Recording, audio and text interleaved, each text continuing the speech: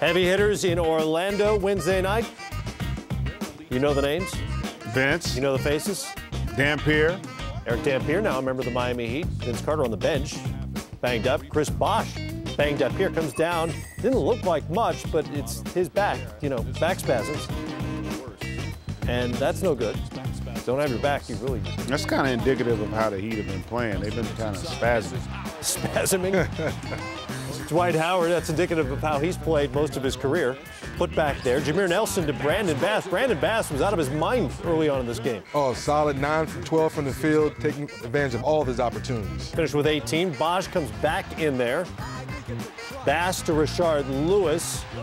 Orlando's loving his stroke coming back as he knocks down the three. Nelson, there he is again. It's Brandon Bass. LeBron, the finish there. Orlando still on top by 7. James with a jumper this time, 9 of 18 from the field, 25 points for the Kings. To the third. Nelson to Howard, chin up. And you keep starting all those with Nelson. His penetration, 14 assists in his game, and he consistently broke down the Heat's defense to create those rhythm opportunities for his teammates. That was J.J. Redick knocking it down. Chris Bosh working with that bulky back, got it to fall for him. And Bosh finished with 21 on the night. Jason Williams called for travel. He's going to jaw a little with Jamal McGlure and then eventually chuck the ball at him. And Jason Williams is done for the night. And Jason's training, that's one guy, Joey Crawford. You can't play around. Mess with him. Cannot play around with. To the fourth.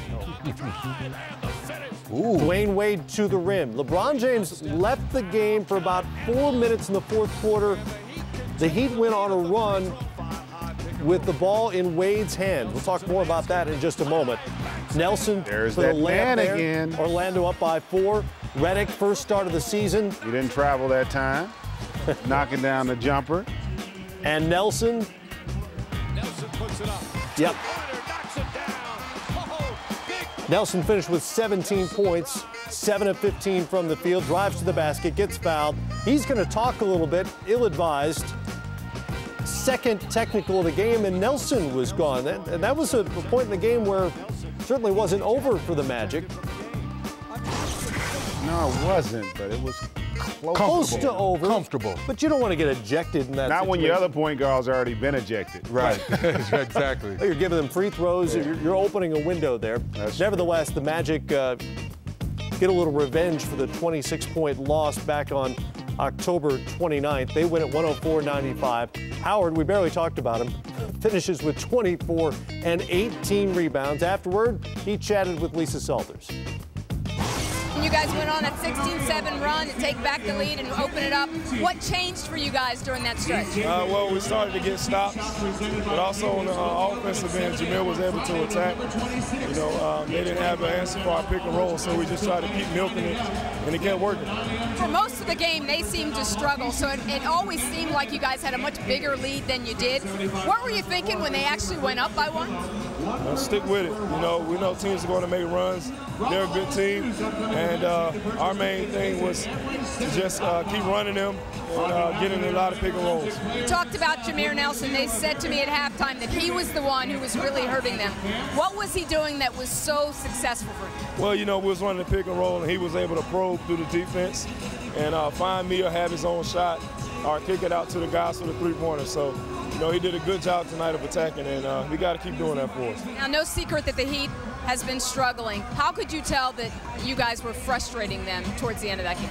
Well, I don't know if they was frustrated. I know they missed a lot of shots tonight, but I think we did a good job of just playing with a lot of energy. And that's what you got to do with a team like that, is play with a lot of energy. You got to really control their possessions, not let them get a lot of fast break points and get a chance to run in transition, and we did a good job of that. Orlando avenges that 26-point loss to Miami earlier in the season. Vince Carter out on the sideline wearing a suit. They still managed to plug in J.J. Redick and shoot 51%. What did you learn about the Magic from this game? Well, the first thing is The Stan Van Gundy defense came back, holding the Miami Heat to 41% field goal per shooting. Like you mentioned, J.J. Redick stepped in, didn't miss Vince Carter, and Brandon Bass came off the bench and took advantage of all his opportunities. And you know, playing against the Miami Heat, if you can keep your dribble alive and get into the paint one way or another, you can crash the glass and get point blanks, and that's what the Magic did tonight.